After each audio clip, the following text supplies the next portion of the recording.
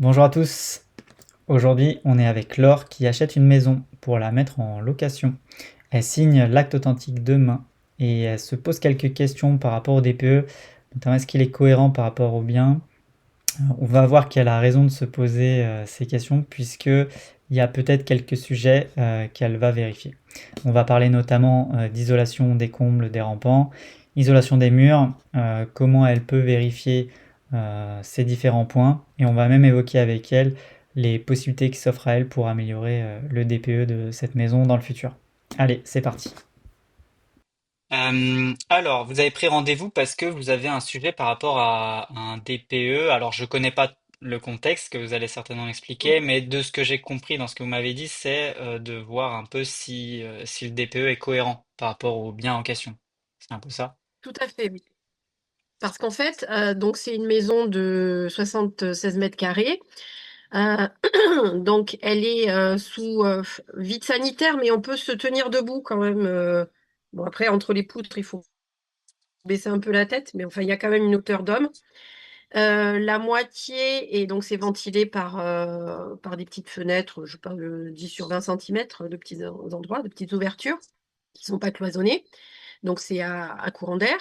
Et donc il y a la moitié de ce comble-là qui est isolé. Alors par quoi, je ne saurais plus vous dire, mais enfin on voit qu'il y a un isolant. Et de l'autre moitié, c'est pas isolé, donc c'est le parpaing. Donc en dessous, je trouve que déjà il y a un pont thermique pour moi.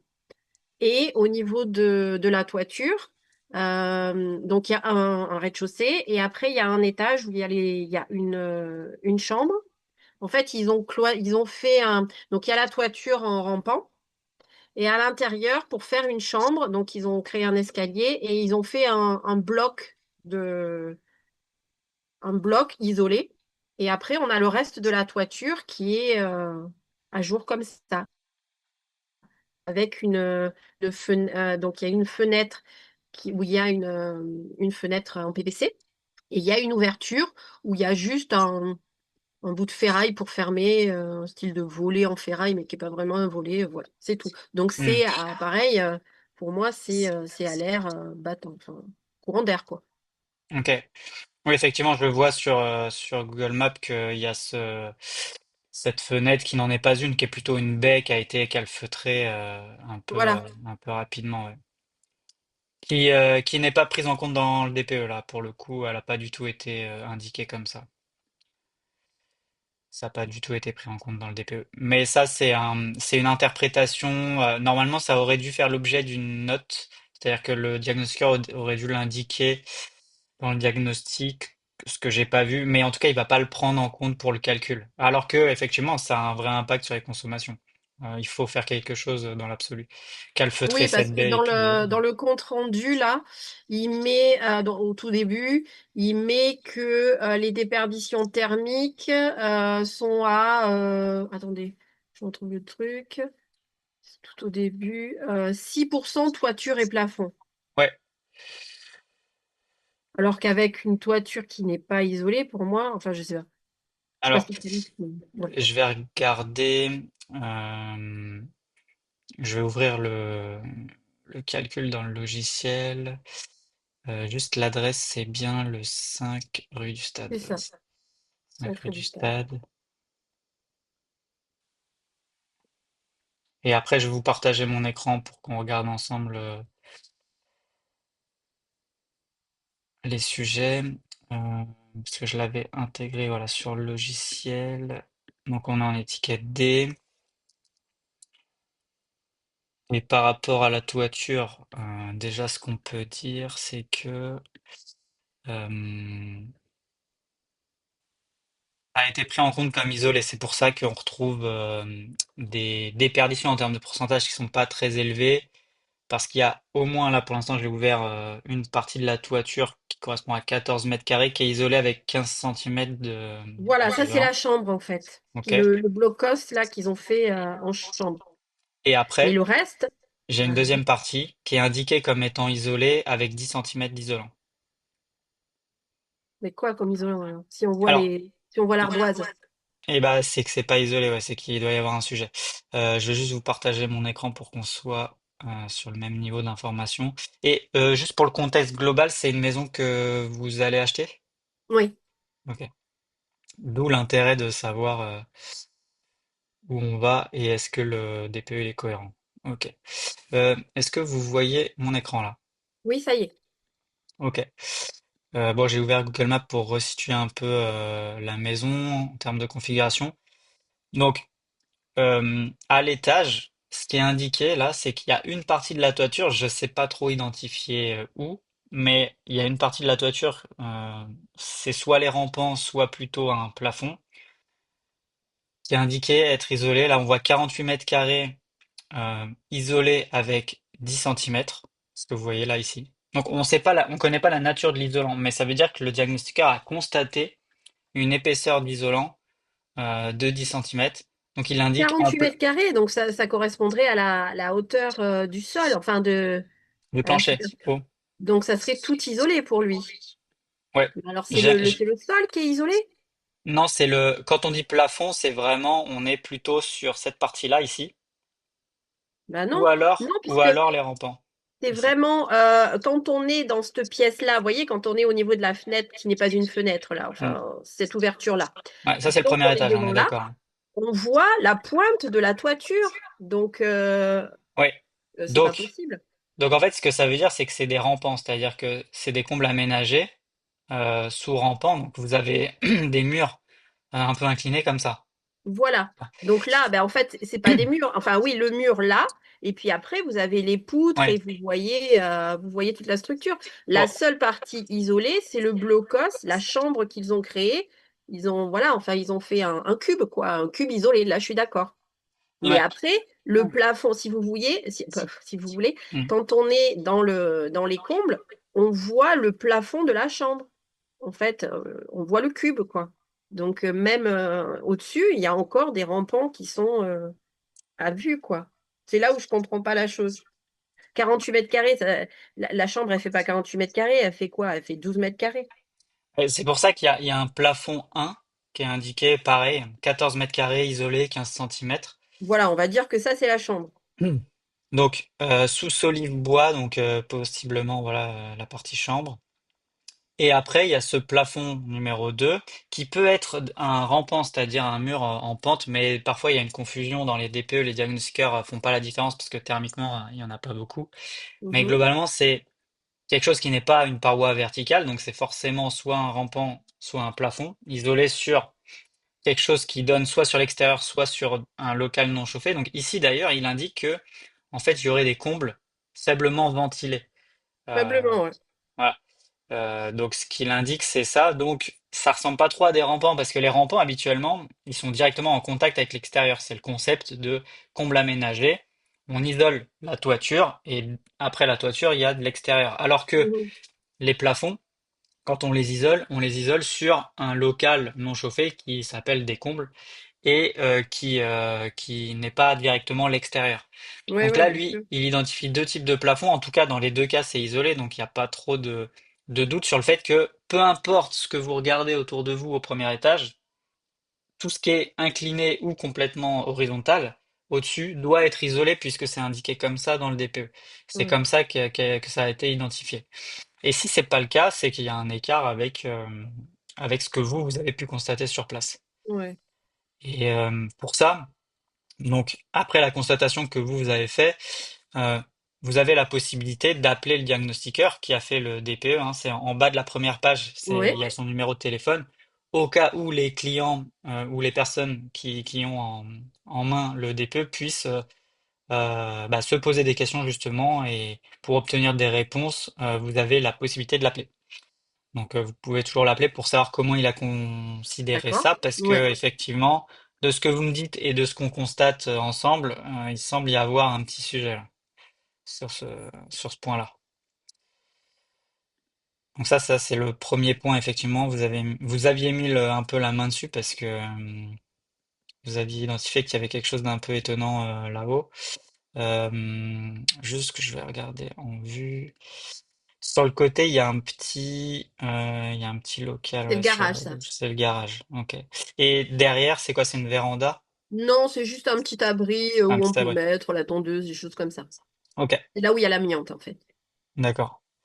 Bon, après, ce qu'on peut dire sur le DPE, c'est que les murs, et pourquoi il est en étiquette D? Parce qu'il faut dire que quand même l'étiquette D, pour une maison comme ça ancienne, c'est pas trop mal, et ça veut dire qu'il y a eu des travaux de rénovation qui ont été faits à un moment donné. Euh, L'étiquette D, c'est la moyenne en gros des logements en France, Oui, mais quand il n'y a pas d'isolation, on n'est pas en étiquette D, on est plutôt en F ou en G. oui, voilà, c'est ça. Et donc ici, c'est vrai que quand on regarde les déperditions, on voit 6% toiture-plafond, bah, ça correspond à quelque chose qui est isolé. Les murs, 24%, c'est pareil, parce que quand c'est pas isolé, c'est plutôt de l'ordre de Oui, 40 à 50%. Les fenêtres sont performantes, d'après ce qui est oui, elles sont indiqué. toutes en PVC récente, donc ça, c'est bon. Voilà. Donc ça, il n'y a pas de souci. Par contre, les murs, là, on va rejoindre un peu ce que vous avez pu constater sur place, mais les murs qui donnent sur l'extérieur sont indiqués dans le DPE comme isolés. Et je vois des épaisseurs d'isolant ici. Il a indiqué 6 centimètres pour un des murs, le mur nord. Donc le mur nord, c'est celui avec la porte d'entrée, donc ça doit être celui-ci. Mhm. Donc ce mur-là est isolé avec 6 centimètres, donc par l'intérieur. Et C'est le pas mur, grand-chose, 6 centimètres. c'est pas grand-chose, mais c'est mieux que rien. Donc ce qui est important, D'accord. c'est que ça soit vraiment le cas. Que vous ayez pu l'identifier, parce que si ça n'est pas le cas, en fait, bah, le niveau de performance est moins bon en réalité. Et au sud, on voit qu'il a indiqué 7 centimètres, donc bon, je sais pas comment il a pu identifier des épaisseurs, Moi mais non plus. Sincèrement, j'en sais rien. donc il y a plusieurs possibilités. Le diagnostiqueur, soit il va ouvrir une prise électrique et il va mesurer, constater visuellement un isolant. Soit il va faire un petit trou avec un petit poinçon et il va constater l'épaisseur d'isolant. Soit l'ancien propriétaire, enfin le propriétaire actuel lui a fourni des factures de travaux. Dans ce cas-là, il a pu réutiliser ça. Mais en dehors de ces cas de figure, si vous n'arrivez pas à identifier d'isolant et si en fait l'identification de l'isolant elle est impossible, faut se poser la question, il faut peut-être aller plus loin en vraiment regardant si s'il y a vraiment de l'isolant derrière ce doublage, puisqu'en fait la première chose qu'il a dû faire, c'est identifier qu'il y a un doublage, donc que c'est pas le mur brut sur la paroi en question, et identifier quelques centimètres d'épaisseur d'isolant. Après, ça demande une investigation. Donc Mhm. c'est important peut-être pour vous de vérifier que c'est vraiment le cas. Si vous avez un doute là-dessus, après, si vous l'avez déjà constaté, il n'y a pas vraiment de Non, sujet. non, Mais... on l'a pas constaté. On va aller chercher. Parce que je vois que c'est un peu ça qui fait que la maison, elle est en étiquette D, hein. Ouais. Il y a 7, voilà, il y a 7 centimètres aussi sur un mur 2 au sud, donc 30 mètres carrés, plus 27, plus 34. Donc il y a quand même quasiment tous les murs qui donnent sur l'extérieur qui sont isolés. Ouais, c'est le cas. Si je balaye tous les murs qui sont identifiés ici, ils sont tous indiqués comme isolés. Donc tous les murs Non. périphériques Ouais. sont isolés. Et c'est ce qui fait que la maison est plutôt bien notée, hein, en réalité. Les Euh, murs. D'accord. voilà. Pour aller plus loin en termes de notation, si le DPE était correct, parce que là vous êtes en tout électrique, donc radiateur électrique, ballon d'eau chaude classique et électrique. Mhm. Pour aller plus loin après et viser l'étiquette C, voire l'étiquette B, il faut nécessairement passer avec des systèmes thermodynamiques. Donc c'est des systèmes électriques, mais qui consomment beaucoup moins, type pompe à chaleur pour le chauffage ou ballon thermodynamique pour l'eau chaude sanitaire. C'est ce qui permet de basculer de l'étiquette D souvent vers l'étiquette C, voire l'étiquette B. Mais en tout cas, ce qui est indiqué là quand même dans le DPE, c'est que l'enveloppe du logement, de la maison, elle est correctement isolée. Alors les standards, c'est sûr que 6 à 7 centimètres, c'est pas les standards de maintenant, mais c'est quand même beaucoup mieux que rien. Donc c'est pour ça que vous avez ce D'accord. pourcentage de 24%. Si ça avait été isolé au standard de maintenant, peut-être on serait à 20%, 15%, mais on peut pas descendre beaucoup plus bas de toute Ah, façon. il n'y a pas grande différence parce que nous, là, on a rénové une maison. On a fait une partie neuve. On a mis, je sais plus, 20 centimètres. Enfin, on a chargé, quoi. Oui, bah après, il y a plusieurs choses qui vont compter. Déjà, en isolation, c'est les premiers centimètres qui vont compter le plus, puisque c'est pas linéaire, les déperditions Mhm. thermiques. D'accord. Donc les premiers centimètres vont vraiment impacter énormément sur les consommations. Et ensuite, plus vous allez en rajouter, et moins ça sera efficace, mais surtout en fait quand vous êtes en isolation par l'intérieur. parce qu'en fait, dans le DPE, on divise les consommations par la surface habitable. Et si vous mettez 20 centimètres d'isolant en intérieur, vous allez perdre de la surface habitable, donc le dénominateur sera plus petit, et donc mécaniquement, vous allez limiter l'amélioration. D'accord. Mais ça, Ok. c'est un biais du DPE en valeur absolue, ça sera performant, mais quand vous allez diviser par la surface habitable, vu qu'elle sera plus petite, vous allez être pénalisé. Donc, en général, quand on met 16 à 20 centimètres, c'est plutôt en isolation par l'extérieur parce qu'il n'y a pas de sujet de perte de surface habitable. Ok. Après, les standards de maintenant, c'est plutôt du 12 à 14 centimètres en isolation par l'intérieur. Et avec ces épaisseurs-là, on a quelque chose de très correct.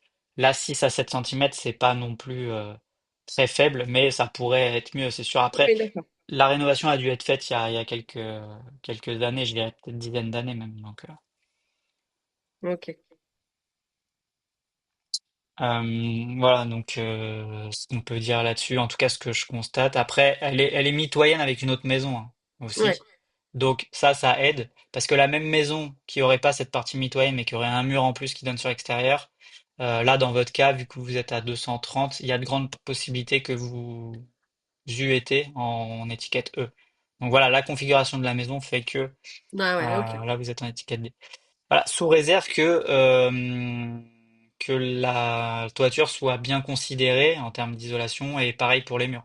Parce que sinon, vous allez descendre tout de suite Ouais. étiquette E Et ou pour les étiquette F. combles, enfin pas pour les combles, pour la cave là, enfin Alors, pour la cave, donc vous parlez d'ici là. En fait, c'est un vide ouais, sanitaire voilà, qu'on voilà, et ces constate petites avec. ouvertures là, ça donne sur une superficie, ouais, je vous dis, qui est toute, Ouais. bien sûr. Et il y a la moitié à droite qui est isolée, et la moitié à gauche, on voit le partant. Hmm. Donc, en tout cas, dans les déperditions, ça compte pour, on va dire, 13% du problème Mhm, de ouais. chaleur.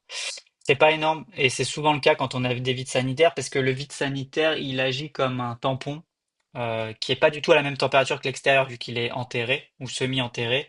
Mhm. Donc, il a une température un peu plus stable que l'extérieur. Du coup, quand à l'extérieur, il va faire -10. En fait, dans le sous-sol, il va toujours faire entre 8 et 10. Donc, les déperditions sont pas si énormes que ça, même si les parois sont pas isolées. Donc ici, quand je vais dans le plancher et que je regarde, je vois bien que c'est indiqué que c'est sur sous-sol. Parce qu'il y a une petite différence aussi entre vide sanitaire et sous-sol, très léger. Donc quand je vais vers ça, Donc je nous vois. là, c'est quoi? C'est un sous-sol ou c'est un vide sanitaire? Ouais, ça a été défini comme un sous-sol. D'accord. Euh, un sous-sol, c'est défini comme un endroit où on peut circuler, Ouais, globalement. oui, donc c'est le cas, hein. Ouais, ok. Et un vide sanitaire, c'est uniquement visitable. Oui, mes parents, c'est ce qu'ils ont, et effectivement, on tient pas debout, quoi. Mais c'est beaucoup mieux vide sanitaire ou sous-sol que être sur terre-plein. Parce que les échanges de chaleur avec la terre sont beaucoup plus efficaces, du coup, il y a plus de pertes. Le fait d'être sur vide sanitaire, ça crée vraiment une bulle, entre guillemets. Ah, Euh, d'accord, c'est mieux. ouais, Est-ce c'est un peu. qu'il faut que j'isole? Est-ce qu'il faut que je ferme ces ouvertures là, ou il faut que je les laisse ouvertes? Alors, idéalement, en fait, il va y avoir deux concepts intéressants. Pour la thermique, il vaudrait mieux que ça soit fermé. Oui. En revanche, pour pas que le sous-sol soit trop humide Eh oui. et qu'il y ait des problèmes d'humidité, il faut quand même qu'il y ait une ventilation. Donc, moi, j'aurais tendance à dire, vous pouvez le fermer, mais pour des raisons plus de sécurité, si c'est, et puis Grillagé? d'usage Non. aussi, parce que ça dépend de ce que vous allez en faire. Mais si vous en faites rien, moi, j'aurais juste mis peut-être une grille, parce que là, je sais pas si quelqu'un peut s'infiltrer, peut passer par le Alors, sous-sol. non, non, c'est vraiment un petit. Ça fait même pas l'ouverture de l'écran. Enfin, moi, j'ai un écran standard Hmm. d'ordinateur, hein. Ça fait même pas cette taille-là, hein. Ok, ok. Bah, dans ce cas-là, c- c- je regarderai s'il y a des problèmes d'humidité dans la cave. Si vous en faites rien, vous pouvez essayer de fermer et voir s'il y a vraiment des problèmes d'humidité. Sinon, j'aurais tendance à le laisser comme ça, puisque à l'époque, Oh, ça c'était me quand semble même pas très bien. prévu. C'était prévu pour respirer. Donc, même si thermiquement, Si c'est j'ai un peu rien à moins faire, c'est très bien. performant. Non, non. Voilà. Euh, et donc, le plancher, il est défini comme non isolé, mais si vous l'isolez, vous pouvez l'isoler par le dessous, c'est-à-dire par le sous-sol. Il existe des isolants qu'on colle Mhm. et qu'on cheville au plafond. Ça améliore les consommations. Enfin, ça va les diminuer parce que vous aurez moins de chaleur qui va s'échapper par le sol, ça fera moins d'effet sol froid en hiver. Par contre, sur le DPE, ça aura un impact relativement limité. Ah, C'est d'accord. quand même possible de le faire et c'est mieux si vous avez la possibilité, mais c'est pas C'est plus pour le forcément. confort que pour le DPE, hein. Oui, bah sur le DPE, si je regarde en indiquant que c'est isolé par l'extérieur, donc par le dessous, avec ce qui se fait classiquement, donc un R, résistance thermique égale à 3, ce qui correspond à peu près 10-12 cm d'isolant, hop, et que je lance le calcul, on était à 231, plus isole plancher bas. On va probablement constater que dans votre cas, ça va avoir un impact, mais relativement limité quand même.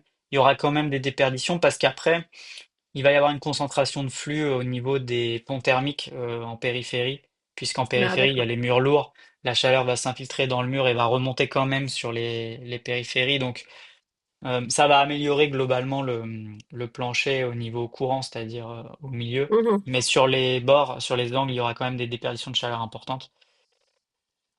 Donc, Bon, à si voir. vous Ok. avez la possibilité de le faire, c'est mieux. Mais Mhm. si vous le faites, c'est pas uniquement pour le DPE. Ça vous fera pas passer d'une étiquette à une autre. Voilà, sinon, vous aviez d'autres questions Euh, Est-ce que, pareil pour l'isolation, parce que bon, pour les combles, là, je vais lui téléphoner pour voir un petit peu ce qu'il justifie lui.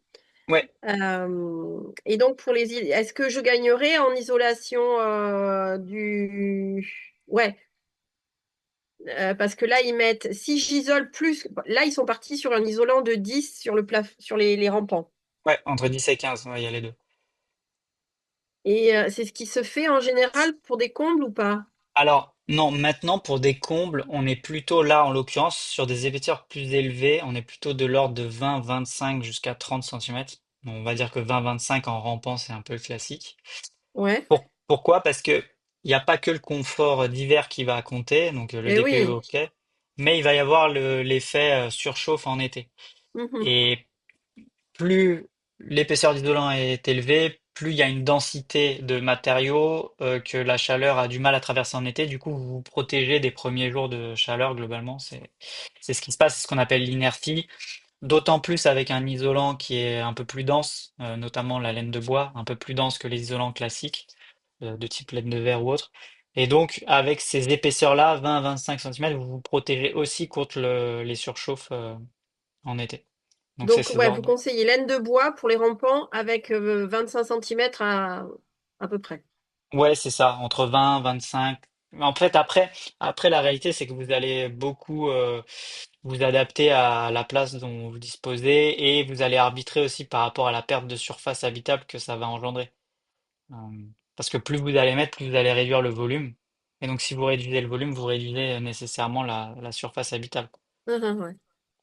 Oui, oui, 30 centimètres, c'est pas négligeable, hein. Ouais. Oui, ouais, sur toute la périphérie. Ok. La VMC, est-ce que ça peut impacter sur le DPE? Parce que ventilation, ils mettent 38%. Je trouve que là, c'est pas mal. Est-ce que si je mets une VMC Hygro ou je sais plus quoi, là, enfin les trucs Ouais. qui se gèrent tout seul, parce que ça serait pour de la location. Hmm. Donc je Alors, veux quand même un bon rapport qualité-prix. Je veux pas mettre super cher pour quelque chose qui n'aura pas d'impact. ouais, je comprends. Alors, au niveau de la ventilation, donc c'est vrai que les pourcentages sont élevés, mais en fait, ils sont de plus en plus élevés. Plus vous traitez l'enveloppe, c'est-à-dire les autres postes, plus le pourcentage va être élevé sur le poste ventilation. Et en fait, ce poste ventilation, c'est un peu nécessaire puisque c'est un peu le compromis entre la bonne qualité de l'air intérieur et les consommations, puisque de toute façon, quand on ventile, on évacue de la chaleur et donc on perd de l'énergie nécessairement. Donc le fait que ça soit autour de 38%, c'est pas choquant. C'est possible de réduire les consommations liées à la ventilation, comme vous l'avez dit, avec un système de ventilation hydro-réglable. Donc là, on est sur ce qu'on appelle la VMC simple flux et hydro-réglable parce que c'est en fait on gère le débit de ventilation en fonction du taux d'humidité. Et en fait, le fait de gérer la ventilation, le débit en fonction du taux d'humidité, c'est comme si on gérait la ventilation en fonction de l'occupation. En pleine journée, quand il n'y a personne dans la maison, on ventile très peu. Et quand les gens sont Mhm. de nouveau chez eux, on augmente le débit de ventilation. Ça permet de gagner quelques pourcents sur les consommations liées à la ventilation. Donc ça, c'est ce qu'on appelle la ventilation hygroréglable. Vous, actuellement, je vais regarder, alors là, parce que c'est toujours en train de calculer, je pense que mon logiciel, ce matin, il a un souci, il n'a pas fonctionné.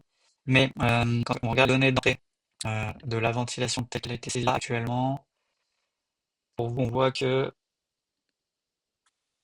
on Elle a est sur été une ventilation autoréglable. simple Donc, flux. ouais, donc on est sur une technologie simple flux. Donc le simple flux, ça veut juste dire on fait entrer de l'air neuf par les fenêtres des pièces de vie et on l'extrait dans les pièces techniques. Les pièces techniques, c'est la cuisine, salle de bain, WC. Ça, c'est la simple flux. Et la simple flux, là, vous, dans votre cas, elle est indiquée comme autoréglable. Donc, comme son nom ne l'indique pas, ça veut dire que le débit, il est fixe. C'est-à-dire que vous avez un débit qui est toujours le même, le ventilateur, il Ah, extrait d'accord. toujours la même Ouais. quantité d'air. C'est autoréglable, en fait, c'est réglé au départ et ensuite on le touche plus. Et donc, comme je vous disais, pour améliorer l'étiquette du DPE, c'est possible de mettre une ventilation hygroréglable. Hygroréglable, ça veut dire qu'il se gère en fonction du taux d'humidité. C'est le meilleur rapport qualité-prix quand on est en locatif.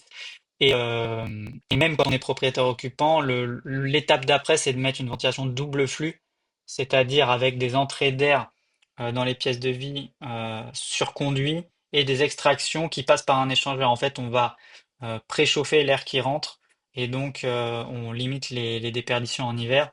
Mhm. Ça, c'est ce qu'on appelle la double flux, mais ça impose d'avoir un double réseau, ça impose d'avoir deux ventilateurs, de faire l'entretien des filtres, puisqu'il y a des filtres sur l'échangeur de chaleur. Et donc tout ça fait que la double flux est souvent très techniquement compliquée à mettre en œuvre, Ouais. donc elle est souvent Ok. pas mise, mais il y a un gain supplémentaire de 15 à 20% par rapport au système hygroréglable classique. Donc, Là, est-ce que pour vous, ça vaudrait le coup de mettre une hygro ou pas forcément? alors oui, en fait, l'hygroréglable, c'est un peu le passe-partout. Si vous avez déjà une autoréglable, vous pouvez passer en hygroréglable. Euh, donc, une hygroréglable, c'est simplement vous rachetez un caisson de ventilation qui est fait pour, qui est hygroréglable. Oui. Vous achetez des bouches d'extraction hygroréglables. Donc, en fait, en général, c'est un kit que vous achetez. Et ensuite, sur les entrées d'air des fenêtres, vous mettez pareil des bouches hygroréglables. Donc, c'est des raies toutes simples qu'on fixe et qui sont équipées quand même par rapport aux autoréglables d'une membrane qui se tend et qui se détend en fonction du taux d'humidité qui est détecté. Et D'accord. donc la VMC hygroréglable, il n'y a aucun problème technique a priori puisque vous êtes déjà en autoréglable. Le seul coût, enfin, le seul sujet, c'est le coût, c'est le fait d'acheter le kit qui, en fourni posé pour une maison comme ça, c'est plutôt autour de 2000-2500 euros grand max. Et si vous D'accord. le faites vous-même, c'est plutôt 500 à 800 euros, quelque chose comme ça. Alors, ce que je vois ici, donc du coup, avec l'isolation du plancher bas, euh, donc on était à 230. Le fait d'isoler le plancher bas, ça fait passer le calcul à 224. Donc on voit qu'on n'est pas non plus dans des gains significatifs en termes de D'accord. réduction de Donc, ça consommation. confirme ce que vous disiez. Ok. Voilà.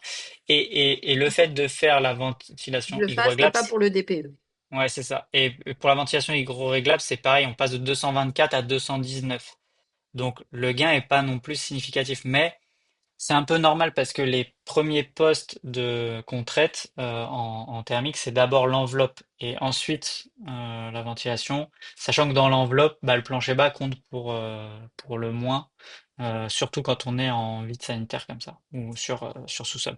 Donc c'est un peu pour ça que là, les deux postes dont on a parlé ont un impact limité. Donc, si je veux la vendre et que je veux éclater le DPE, il faut que je fasse quoi exactement? Bah, La pompe à chaleur? votre idée de pompe à chaleur RO va vous faire passer automatiquement en étiquette C. Donc ça peut être une bonne idée. C'est un investissement pour vous, D'accord. mais qui rend la maison beaucoup plus vendable effectivement après, puisque c'est un Ouais. investissement.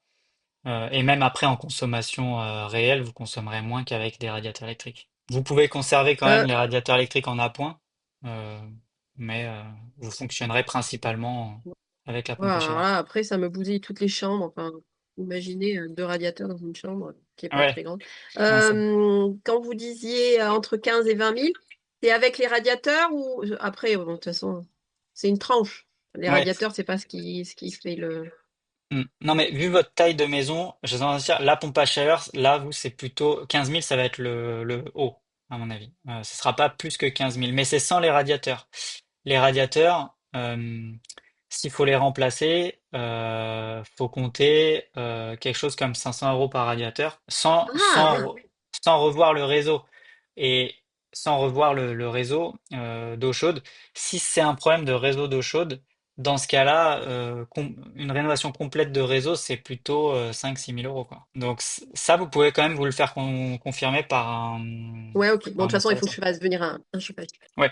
Et faites venir un chauffagiste plutôt qualifié RGE qui pourra vous octroyer les aides si nécessaire, parce qu'ils sont pas tous RGE. Ouais.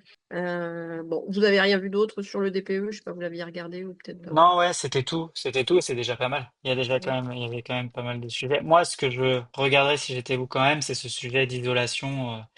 Est-ce que vraiment les niveaux d'isolation indiqués dans le DPE sont cohérents avec ce qu'il y a sur place? Ouais, les Que ça, murs et les plafonds. Ok, je vais ouais, lui téléphoner. c'est ça. Et après, je pense Ah oui, alors, ben si, question importante. Si, par exemple, il est écrit noir sur blanc que dans les combles, et après je vous embête plus, il y a un isolant de 10 centimètres Mhm. et que on voit les tuiles, c'est que c'est faux. On est d'accord. Exact. Ouais, c'est qu'il y a un problème. Ouais. Et alors, quel est le recours par rapport à ça? Avec un DPE? Parce que je signe demain, le problème, c'est ça. Ah, ok, ouais, c'est très urgent.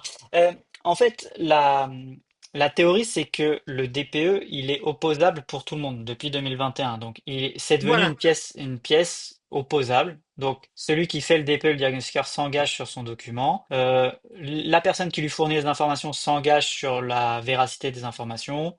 Donc, tout le monde est engagé dans une responsabilité autour de ça. Si vous constatez un écart évident, comme on l'a vu là ici, et que le diagnostiqueur bah, le constate également. On dit oui, effectivement, je vois comme vous qu'il y a un problème.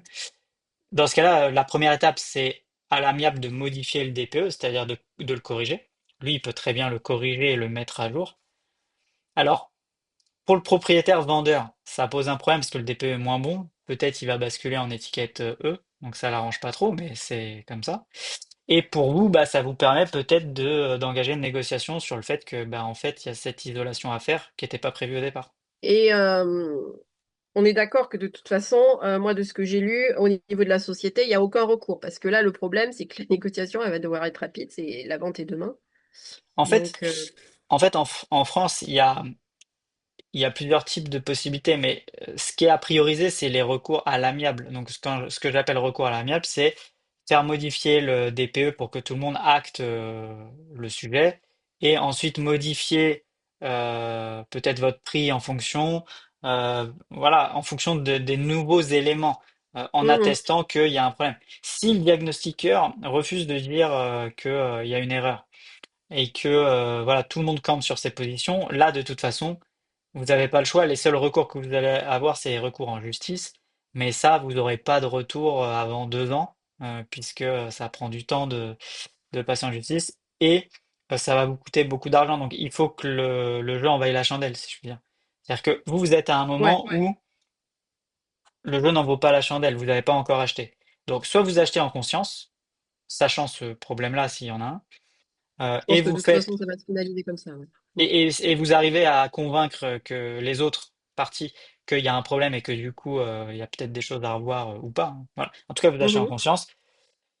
Soit bah, vous achetez pas. Et les seuls cas de figure où vraiment les recours en justice s'imposent, en fait, c'est quand on le voit après coup et qu'il y a plus de on peut plus faire machine arrière et qu'il y a une réelle perte de chance ou un vrai problème de consommation d'énergie, par exemple, lié à ça, de vices cachés et ces choses-là. Mais ça, c'est plutôt vu après et, et les temps sont longs. Ouais. Le temps de la justice est très long.